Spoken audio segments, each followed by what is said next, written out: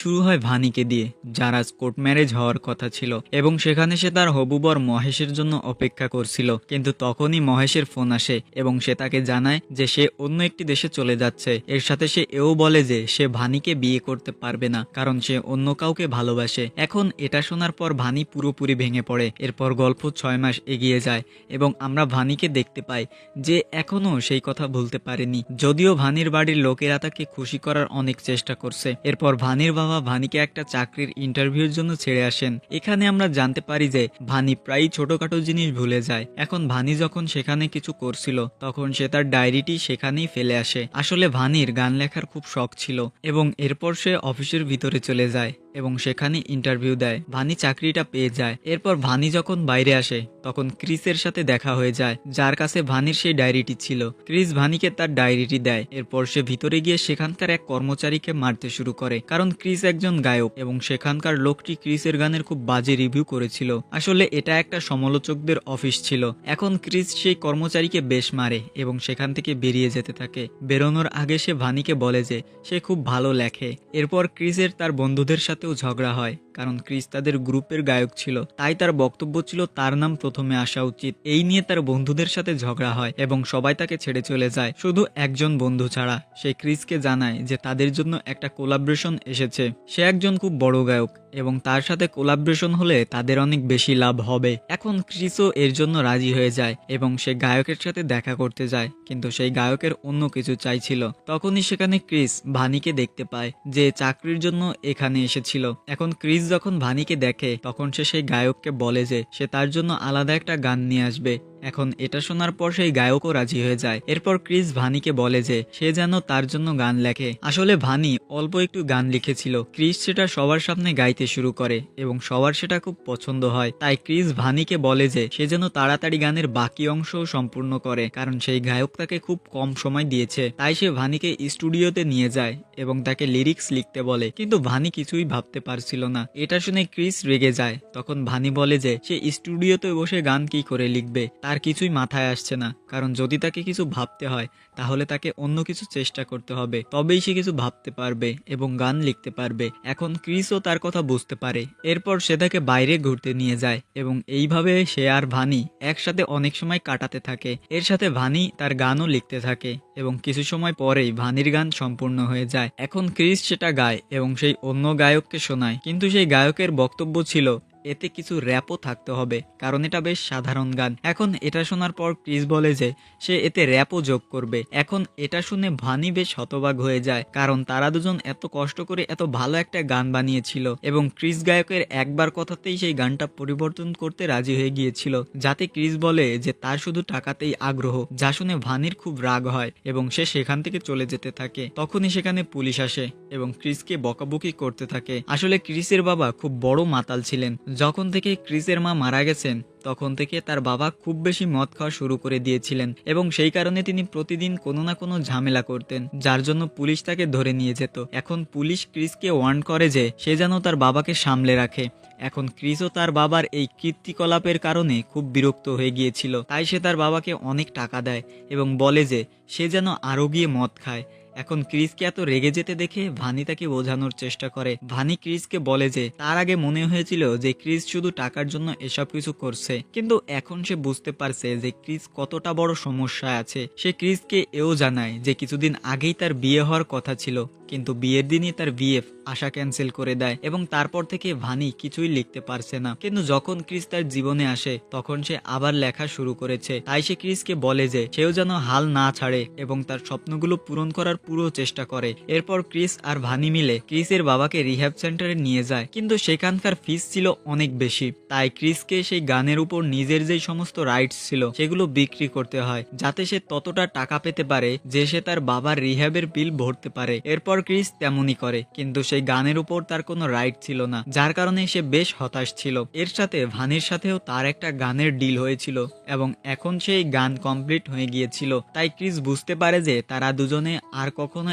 একসাথ হবে না এবং এটা শোনার পর ভানিও বেশ হতাশ হয়ে যায়। এখন পরের দিন তারা সেই গায়কের কনসার্টের টিকিট পায় এবং তারা দুজনে সেখানে যায়। সেখানে দুজনেরই উপলব্ধি হয় যে তারা একে অপরকে পছন্দ করতে শুরু করেছে। এরপর তারা দুজনে কিস করে এবং ঘনিষ্ঠও হয়। হয়। সেখানে বানি ক্রিসকে বলে যে সে একদিন অনেক বড় রকস্টার হবে, যাতে ক্রিস বলে যে সে যার সাথেই মেশে সেই তাকে ছেড়ে চলে যায়। তার বন্ধুর সাথেও তার ঝগড়া হয়ে গেছে এবং তারাও তাকে ছেড়ে চলে গেছে।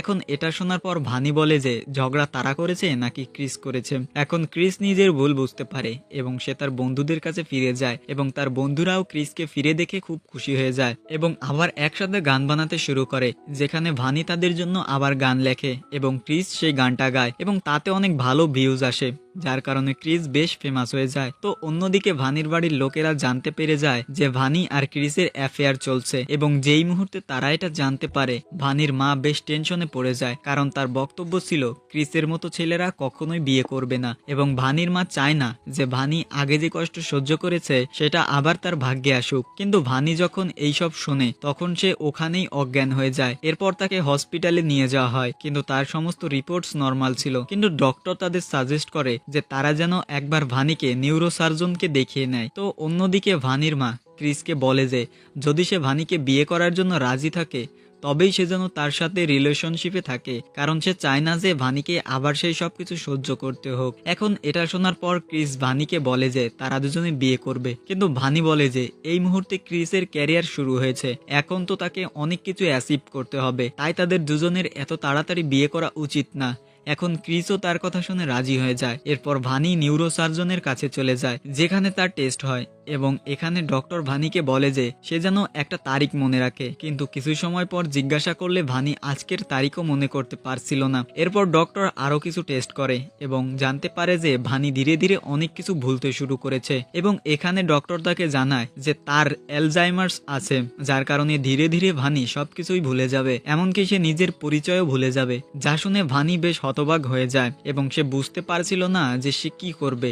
ডক্টর তাকে বলে যে সে যেন তার বাড়ির লোকেদের সবকিছু সত্য বলে দেয়, কিন্তু ভানি তাদের চিন্তিত করতে চায় না। এরপর ভানি যখন বাড়ি ফিরছিল তখন ক্রিস তার সাথে দেখা করতে আসে।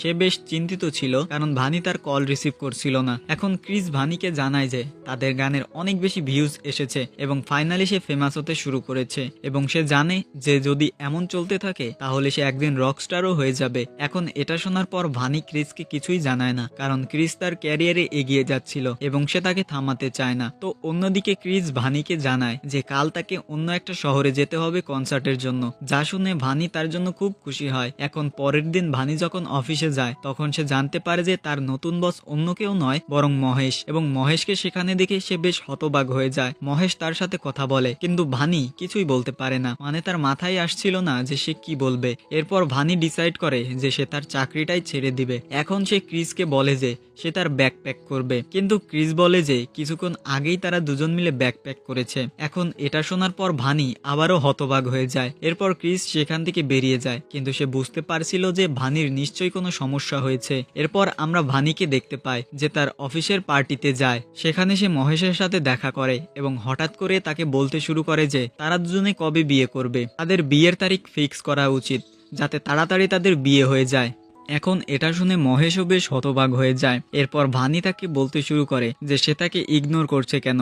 এই নিয়ে সে তার সাথে ঝগড়া করতে শুরু করে, যা দেখে সেখানকার সবাই বেশ হতবাক হয়ে যায়। এরপর ভানির মনে পড়ে যে হয়তো সে কিছু গন্ডগোল করে দিয়েছে, তাই সে তৎক্ষণাৎ সেখান থেকে দৌড়ে বেরিয়ে যায়। কিন্তু যাওয়ার আগে তার ব্যাগটা ওখানেই পড়ে গিয়েছিল, যাতে তার মোবাইল ছিল। প্লেনে বসার আগে ক্রিস ভানিকে কল করে, কিন্তু ভানির মোবাইল অন্য একজনের কাছে ছিল। সে ক্রিসকে জানিয়ে দেয় যে এখানে কি হয়েছে। এখন এটা শোনার পর ক্রিস তার কনসার্ট ক্যান্সেল করে এবং যেখানে ঘটনাটা ঘটেছিল সেখানে ফিরে আসে এবং ভানির ব্যাগ থেকে ভানির রিপোর্টস দেখতে পায় এবং এটা দেখে সে বুঝতে পারে যে ভানি এরকম ব্যবহার কেন করছে। এরপর ক্রিস ভানির কাছে যায় যে একটা গ্রাউন্ডে বসেছিল এবং ক্রিসকে ফিরে আসতে দেখে ভানি বুঝতে পারে যে ক্রিস তার ব্যাপারে সবকিছু জেনে গেছে। এরপর ভানির খুব খারাপ লাগে, কারণ সে তার ক্যারিয়ারে বাধা হতে চায় না, কিন্তু ক্রিস তাকে বলে যে তার কাছে সব থেকে বেশি ইম্পর্টেন্ট ভানির ভালোবাসা। এরপর ভানির বাড়ির লোকেরাও সবকিছু জানতে পারে এবং ডক্টর তাদের বলে যে ভানিকে একটা আলাদা জায়গায় নিয়ে যাওয়া উচিত যেখানে সে শান্তি পাবে, কিন্তু ভানির মা বাবা দুজনেই বেশ ব্যস্ত ছিল। তাই ক্রিস ভানিকে নিয়ে যায়, যেখানে তারা দুজন খুব মজা করে এবং সাথে নতুন গানও বানায়। তো ক্রিসের বন্ধু ক্রিসকে বলে যে ক্রিসের এখানে খুব বেশি প্রয়োজন, কিন্তু ক্রিস তাদের বলে যে তারা যেন এখানেই চলে আসে, তারা এখানেই তাদের কনসার্ট করবে। এখন ক্রিসের বন্ধুদেরও এই প্ল্যানটা ঠিক লাগে এবং তারা সেখানে চলে আসে। এরপর ক্রিস ভানিকে নিয়ে কনসার্টে যায়, কিন্তু যেই মুহূর্তে সে স্টেজে যায় ভানি দেখে যে সেখানে মহেশও এসেছে। আসলে মহেশ এখানকার স্পন্সর ছিল এবং মহেশকে দেখে ভানি আবার পাস্টে ফিরে যায় এবং মহেশকে বলতে শুরু করে যে তারা দুজনে কবে বিয়ে করবে। সে কবে থেকে তার জন্য অপেক্ষা করছে এবং সে তাকে খুব ভালোবাসে। এখন মহেশেরও ভানির উপর খারাপ নজর ছিল, তাই সে তাকে তার রুমে নিয়ে যায় এবং ভানিকে বলে যে তারা দুজনে তো সবসময় একসাথে থাকতে পারে, কিন্তু এর জন্য সে তার ওয়াইফকে ডিভোর্স দেবে না। কিন্তু ভানি তার কোনো কথাই বুঝতে পারছিল না। এরপর মহেশ ভানির কাছে আসতে থাকে, তখনই সেখানে ক্রিস আসে এবং ভানিকে সেখান থেকে নিয়ে যেতে থাকে। কিন্তু ভানির ক্রিসের কথা মনেই ছিল না, যার কারণে সে ক্রিসকে সেখান থেকে চলে যেতে বলে। তো অন্যদিকে মহেশও ক্রিসকে সেখান থেকে বের করে দিতে থাকে। এটা দেখে ক্রিসের খুব রাগ হয় এবং সে মহেশকে খুব মারতে শুরু করে, যা দেখে ভানি খুব রেগে যায় এবং সে ক্রিসকে ছুরি দেখিয়ে বলতে শুরু করে যে সে যেন চুপচাপ এখান থেকে চলে যায়। যখন ক্রিস সেখান থেকে যায় না তখন ভানি তাকে ছুরি মেরে দেয়, এরপর সে অজ্ঞান হয়ে যায়। তো অন্যদিকে ক্রিস এইসব দেখে হতবাক হয়ে যায়। এরপর যখন ভানির জ্ঞান ফিরে আসে তখন তার কিছুই মনে ছিল না যে সে কি করেছে। সে ক্রিসকে জিজ্ঞাসা করে তার কনসার্ট কবে। তো ক্রিস বলে যে তার কনসার্ট হয়ে গেছে। এরপর সে ভানিকে জিজ্ঞাসা করে যে তার মনে আছে কিনা তাদের দুজনের বিশেষ মুহূর্ত কি ছিল। তো ভানি বলে যে তার খুব ভালো করে মনে আছে এবং সে এও জানে যে সে তাকে খুব ভালোবাসে। ভানি বলে আই লাভ ইউ মহেশ। এটা শুনে ক্রিস বেশ হতবাক হয়ে যায়, কারণ ভানি ক্রিসের নামও ভুলে গিয়েছিল। এরপর ক্রিসের বন্ধুরা তাকে ডাকে, কারণ তারা অন্য একটা জায়গায় কনসার্টের জন্য যাচ্ছিল এবং চাইছিল যে ক্রিসও তাদের সাথে আসুক। তার বন্ধু ক্রিসকে বোঝায় যে ভানি ক্রিসের দায়িত্ব নয়, সাথে সে কতদিন ভানির খাতিরে নিজের ক্যারিয়ার ডোবাবে। কিন্তু ক্রিস বলে যে ভানি তাকে তখন বুঝেছিল যখন সে কেউই ছিল না, তো এখন সে ভানিকে ছেড়ে যেতে পারবে না। তাই ক্রিস তার বন্ধুদের বলে যে তারা যেন চলে যায়। এরপর ক্রিস যখন তার রুমে ফিরে আসে তখন সেখানে ভানি ছিল না। সে ভানিকে সব জায়গায় খোঁজে, কিন্তু ভানির কোথাও কোনো খোঁজ পাওয়া যায় না। এমনকি ভানির প্যারেন্টসও সেখানে আসে এবং তারা পুলিশ কমপ্লেনও করে দেয়, কিন্তু তবুও ভানির কোনো খোঁজ পাওয়া যায় না। এটা দেখে ক্রিস বেশ হতবাক হয়ে যায়। তখনই সে ভানির সেই লাস্ট গান দেখে, যেটা ভানি যাওয়ার আগে লিখেছিল। আর ভানি বলেছিল যে যদি কোনো মেয়ে এই গানটা শোনে তাহলে সে তার বিএফ এর কাছে ফিরে আসবে। তাই ক্রিস ডিসাইড করে যে সে এই গানটা গিয়ে আপলোড করবে, যাতে ভানি যখন এই গানটা শুনবে তখন সে নিজে থেকেই তার কাছে ফিরে আসবে। এখন ক্রিস তেমনই করে এবং তার সেই গানটাও ভাইরাল হয়ে যায়। এরপর ক্রিসের কাছে একের পর এক ভালো অফার আসতে থাকে এবং ধীরে ধীরে ক্রিস অনেক বড় রকস্টার হয়ে যায়। তার ফ্যান ফলোয়িং অনেক বেশি বেড়ে গিয়েছিল। কিন্তু ক্রিসের এখন সবকিছু পাওয়ার পরেও ভানির কথা মনে পড়ছিল, কারণ তার কাছে এখন বাকি সবকিছু ছিল কিন্তু ভানি ছিল না। এখন একদিন ক্রিস দেখছিল যে তার গানের উপর কতগুলো রিলস বানানো হয়েছে। তখনই সে একজনকে গাইতে দেখে যার পিছনে ভানি বসেছিল এবং ক্রিস যখন খোঁজ নেয় তখন সে জানতে পারে যে সেই রিলসটি মানালির ছিল। তাই সে তৎক্ষণাৎ মানালি চলে যায় এবং সেখানে তার ভানির সাথে দেখা হয়ে যায়। কিন্তু সেখানকার হোস্টেলের যে মহিলাটি ছিল সে ক্রিসকে জানায় যে ভানি যখন এখানে এসেছিল তখন তার বিশ্বাস ছিল যে ক্রিস তাকে নিতে একদিন এখানে নিশ্চয় আসবে, কিন্তু সে এও জানতো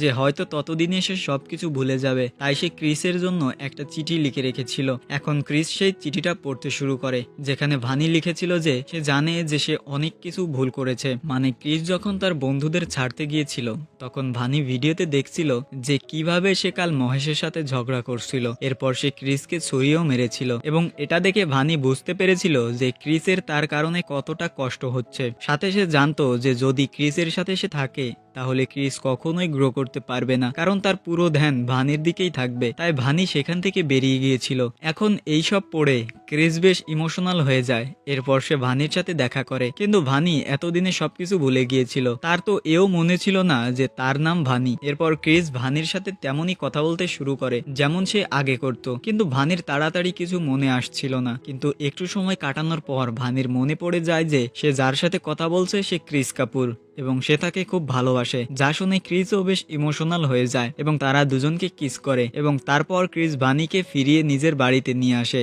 এবং এরই সাথে এই মুভিটি শেষ হয়ে যায়। তো এই ছিল সাইয়ারা মুভির গল্প। তো ভিডিওটি কেমন লাগলো অবশ্যই কমেন্ট করে জানাতে পারেন, আর আশিকি 2 এর মতো ফিল পেয়েছেন কিনা অবশ্যই এটা বলতে পারেন।